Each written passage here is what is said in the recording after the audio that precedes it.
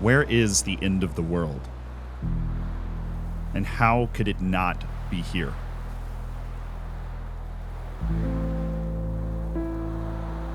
"18 rocks, stubbornly sticking out of the North Atlantic Ocean. Windswept, sheer cliffs battered by waves. The land itself, it feels like it's fighting for existence. The Faroe Islands.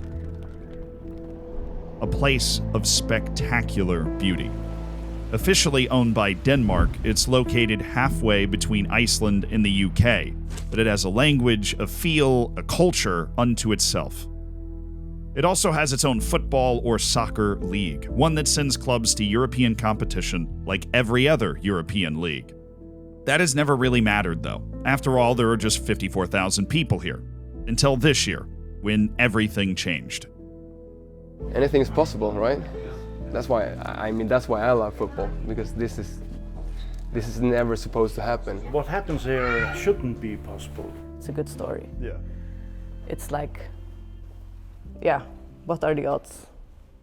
You see, there are 3 European competitions for European clubs to enter if they do well in their country. And if you win a few qualifying matches, you end up in the group stage of one of them against some of Europe's best teams. The Faroe Islands had obviously never had any team reach any group stage.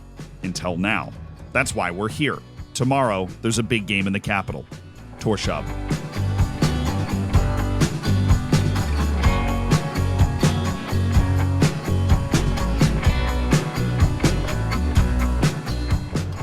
Though the club that pulled off this near impossible feat is not from Tórshavn. Their stadium is just not big enough to host European matches. They're from the town of Klaksvik, farther north. Population, 5,001. Klaksvik's opponents in their group stage, Lille, 2 years ago, champions of France, Slovan Bratislava, the champions of Slovakia, and tomorrow's opponent, Olimpia Ljubljana, the champions of Slovenia. Each city is at least 55 times the size of Klaksvik. We were invited to training the night before and filmed what looked to be a professional team like any other we've seen. But we already knew something. They're not. This is a team of semi-professional players preparing to play a team with multiple players valued over $1 million.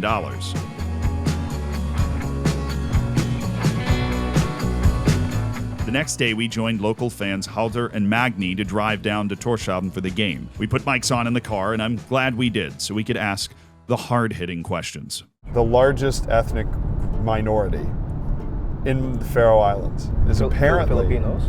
Yes, apparently Filipinos. That's very true. Okay, this is true. And like half of my work, the place I work, is Filipinos. If you fast forward 50 years, there's going to be thousands and thousands of native Faroese people that are also Filipino.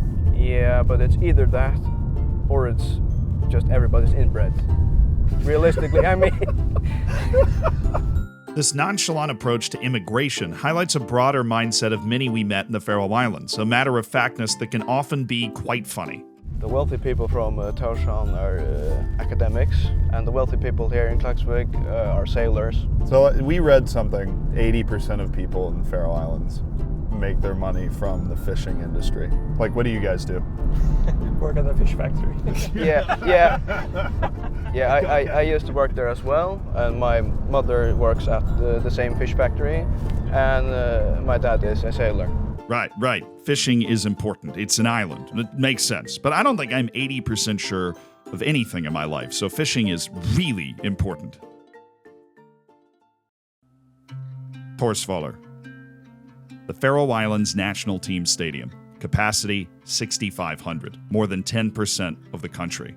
More than the entire town of Klaksvik could fit inside this stadium. After the first 2 matches of the group, Kaoi, the nickname for Klaksvik's team, has 1 point.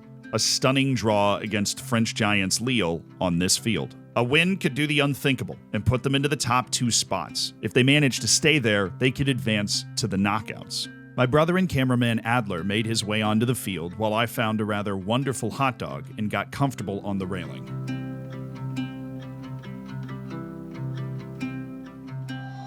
2 fan groups showed up for Ka'oi, the large traditional group with drums and a trumpet, actually. Then for the first time, an insurgent fan group.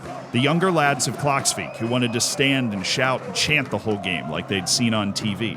To be honest, they kind of nailed it. We couldn't film the actual game, copyright and all that, but after it looked sure that Ljubljana would score early, Klaksvik forward Arne Fredriksberg from Saltengara, Faroe Islands, hit a perfect pass to Rene Johansson from Torshov, who scored.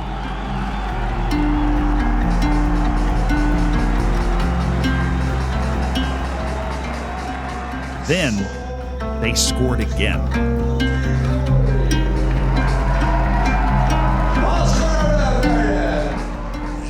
For the second half, Howder and Magni took me into the new fan group section. And as a fan of all things drums and chanting, I promptly had a wonderful time.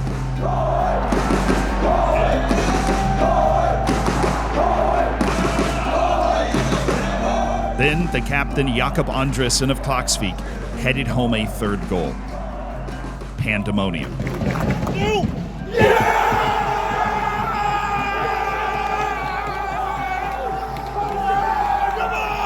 It was by every measure the most famous night in Faroese club football history. A first European group stage win in dominant fashion. The lads stayed well after the game to serenade each individual player by name, something made easier when your electrician is the left back.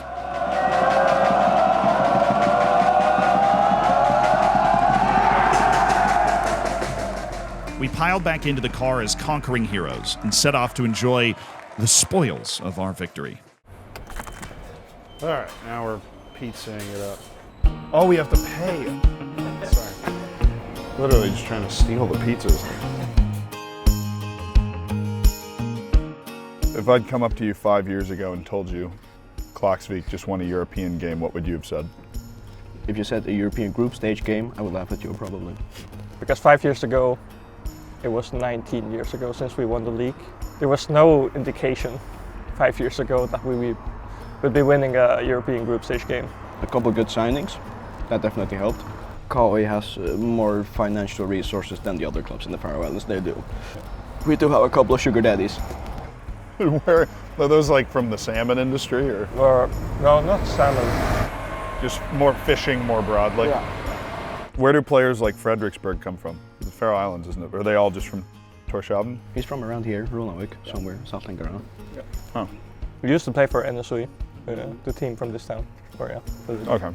And then he went to B36 because he worked in Torshavn, maybe. You heard that right. The star player switched clubs because he switched actual jobs, but now he works in Klaksvik and he's married there too. So I think that counts as a long contract with the club. Was this the biggest night in the history of Faroe Islands soccer? I mean, if you ask people from Klaksvik, some would maybe say yes. I mean, it's our first win, but we kind of expected it tonight. I mean, you could arguably say we were favorites tonight. How do you guys have the audacity to be like, yeah, we come from a town of 5,000 and a country of 50,000, and we were supposed to win this game tonight? Like, how is that possible? Well, we won against the champions of Hungary, the champions of Sweden, the champions of Norway. Why wouldn't we win against the champions of Slovenia? Was this something that could only have happened in Klaksvik? Or could a team from Torshavn have done the same? No, not at this point. No, they are way behind, I would say. I'm not really sure what the difference is. Maybe people just underestimate Faroese teams. Like Lille played their backups. Yeah. Exactly. Maybe the weather plays a part, I don't know. So everybody just thinks you guys suck, and then you just... Pretty much, yeah. Keep producing results. Yeah. Because this is like the most nonchalant place of all time. Yeah, it is. It's almost, it's not like you guys don't care. You're just like, we're winning because we won all these other games. 10 years from now, we'll probably suck again. But, you know, if we don't, that would be awesome. Just gotta live in the moment, enjoy it.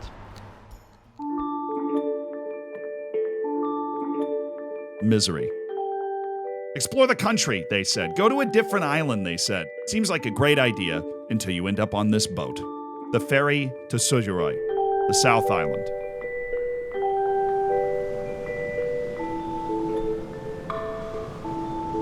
They love building tunnels underwater here. We drove them like 100 times, but they haven't built this tunnel yet, maybe to weed out people like me. But I will be damned if I don't act tough for the cameras. We had a few days before Klaksvik's final match in the Faroe Islands League, a celebration of their incredible season, so we set sail to the southernmost point in the Faroes.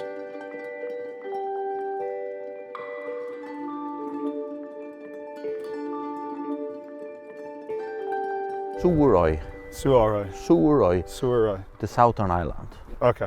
See? So that's what it means. This is Yeah, yeah. This is Hans. His family's lived on this island since the 1600s. He's been a sailor for over 40 years, and he agreed to show us around. As I said, I'm a sailor. My both sons are sailor, and my son-in-law is also a sailor. And my two sons, they're fifth generations of skippers. Wow. Yeah. Okay. As I said, 50% of our export is cod, and the other 45 is fish, other fish products. So we do not have many legs to stand on economically. Right. If the nature does not play with us, the economy is a dangerous economy. So the fish crash in the 90s. Yeah. How bad was that? That was very bad. A lot of people left the islands. But the Faroes have rebounded. The problem for Hans now is that the football club has not. GB. Okay. And it is founded in 1892. That's the only thing we can be proud of. So they're not very good. No. Far be it from me to tell you why the Faroe Islands is producing good footballers at a rate way higher than it should. But it probably has something to do with the fact that on an island of less than 5,000 people that you can only reach by boat, there are 3 clubs and even more fields to play on who all have a chance to be in the top division at any given time. Remember Adler? He's from a village of 400 people. They have 3 fields.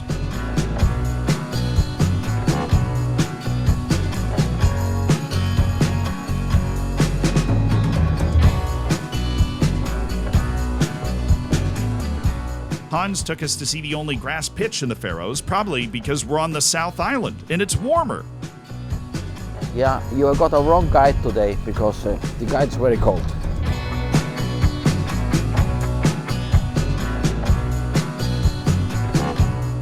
Then we joined him and his wife Anita for dinner, and I mean this when I say it.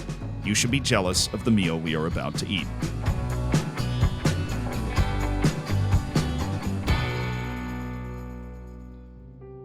That is dried whale meat, and that's blubber. It's a meat sausage from sheep, hanging out in the wind for drying. Tongue from a calf. It's dried sheep meat. Breast meat from sheep also. Roots to be used on top of those things, and that is marinated leek. And this is Faroese cheese made from tröllanes, they call it. The whale killings have captured headlines for years, and Hans and Anita seemed to know my question was coming after serving it as part of the charcuterie. We have some challenges. For example, the whale killings. Why are tourists coming to Faroes?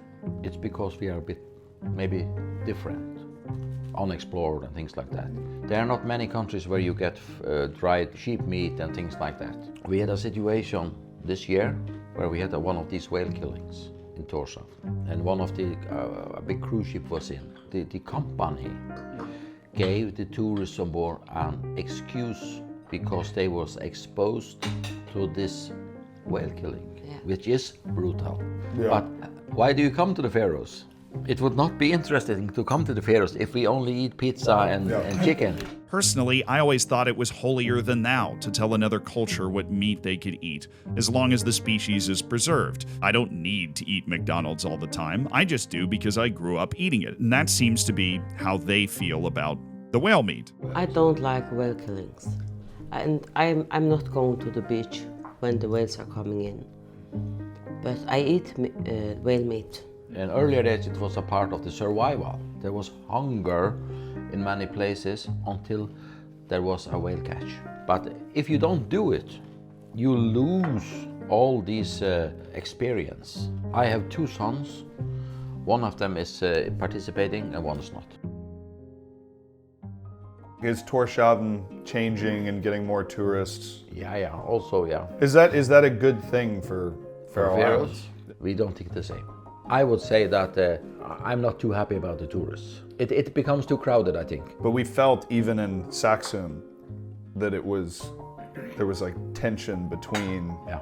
Saxon is where we filmed this, but up here is a town. And when tourists come, things can get annoying because, well, Have you ever met tourists? They say that the tourist companies in Tórshavn, they say go to Saxon, there's beautiful. We get the money in Tórshavn.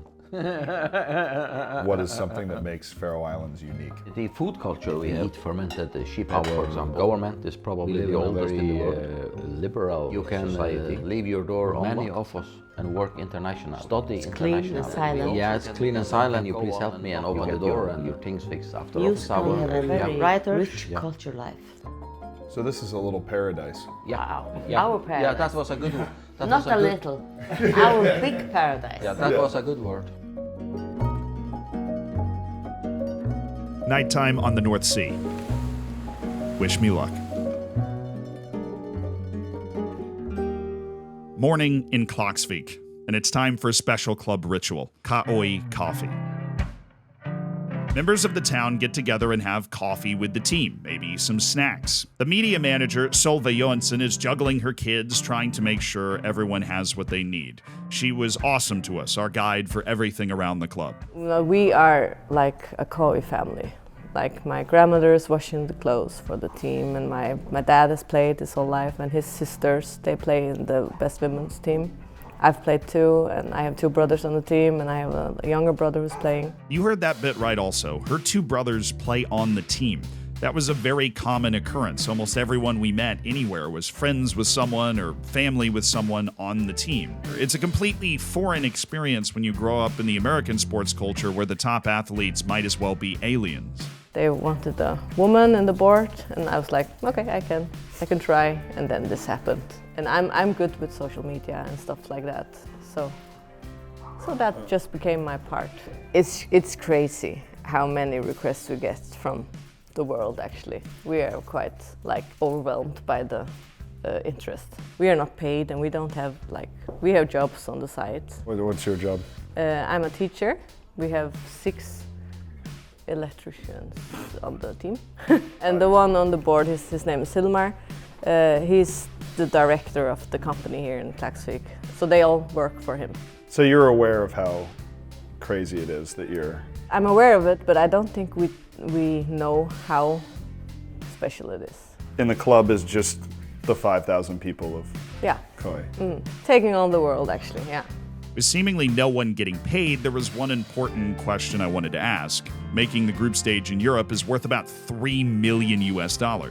Where's it going? Yeah. We use it in the academy, for example, to hire good coaches, and yesterday, for example, when we had the VIP and everything, it was Jutnan, our humble team, who was providing and serving, so they get the money. Okay. Instead of catering something. So we try, that's very Klaksvik-ish to do like that. We are very local. We want everything to be here. So it's bigger than just take the money and sign better soccer players. Yeah, it is. Yeah, it is.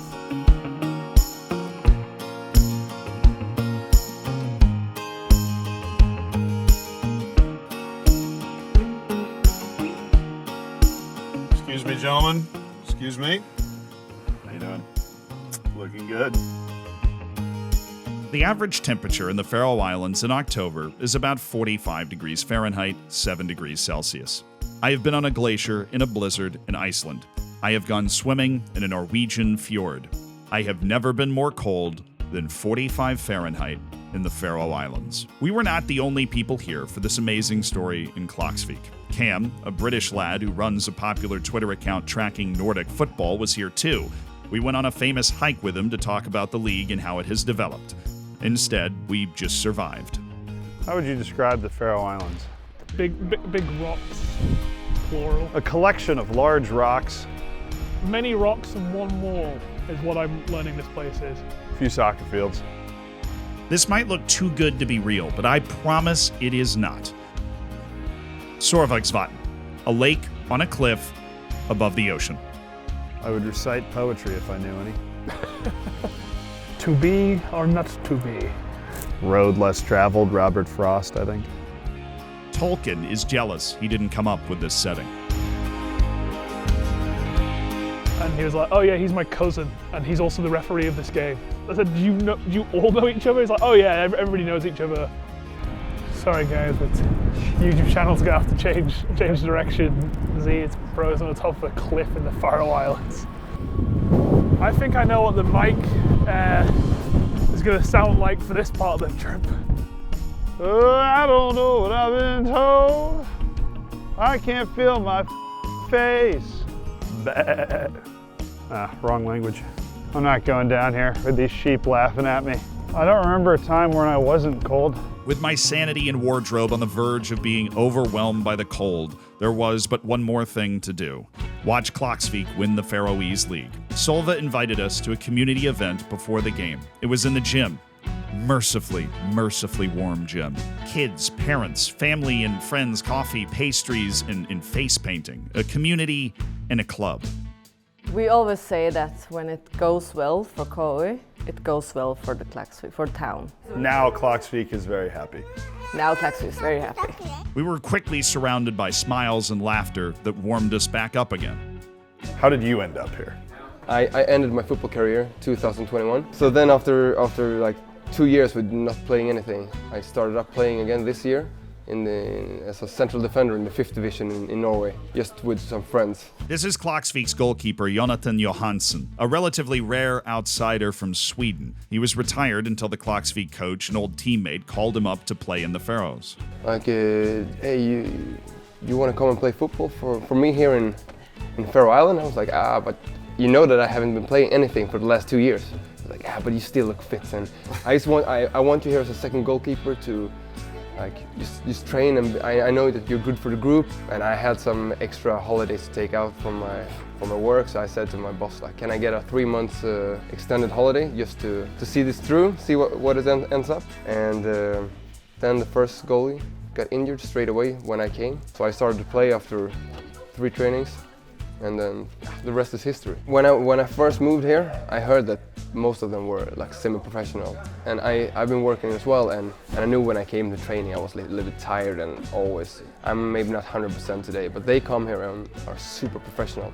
I'm so impressed by the Faroese people. I think it's probably like they are so proud to play for KOI. The people from Klaksvik, everyone cares about football. What's been the weirdest part about moving to Faroe Islands? It's an island, and they have their own ways of doing things, and the food is a bit different. I mean, they eat, there's more sheep here on the island than, like, it's twice as much as people, and they eat everything from the sheep. Last week I ate the head of a sheep. Was it good? Actually, it was pretty good, but it was different. Before we knew it, the whistle had blown. Match time. Klaksvik has already won the league. This is a celebration of their season. Naturally, at halftime, the team is losing, but as I look over from our perch behind the goal, I see someone lighting up a fire next to the gym. It turns out to be a grill, manned by just some guy. So you used to be mayor? Yeah, I used to be mayor. I was mayor from 2013 to 2020. Okay, he used to be the mayor, fair enough. And now we are just trying to start the grill link we're going to make 2,000 sausages, and then everyone will get free of charge. And then all the players will come up on the scene, and then they will be celebrated for the achievement they've done this year. Usually we say in Klaksvik that KOI and Kausen, where the fish factory, is 2 of the most important things for Klaksvik to function. When it goes great at KOI, then the people in the factory, they work harder and faster. What most people see when they come here is the landscape, that is so extraordinary. But I hope that they also will notice that we show hospitality. The sausages were great, by the way. So was Vikingur Gutta, who hung with Klaksvik until the end and then got a penalty. They scored. Vikingur won, and their fans from down the road certainly enjoyed winning the battle. But Klaksvik still won the war. They had won the Faroese League. The whole town was on the field. Various leaders took their turn on a crackling mic addressing the crowd, cutting through a damp blanket of a Faroese night.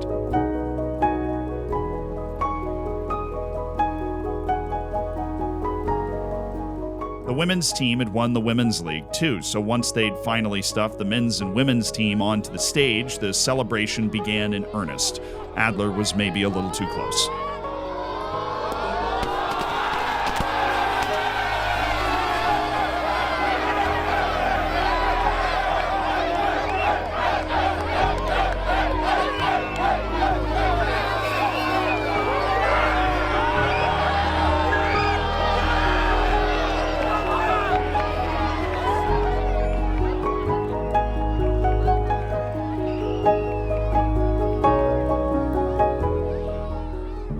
All the kids sought autographs, not to sell on eBay, but to complete their collection.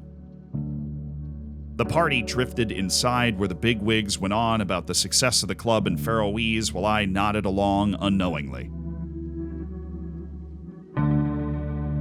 Songs were sung, sausages were consumed, a car was signed for some reason.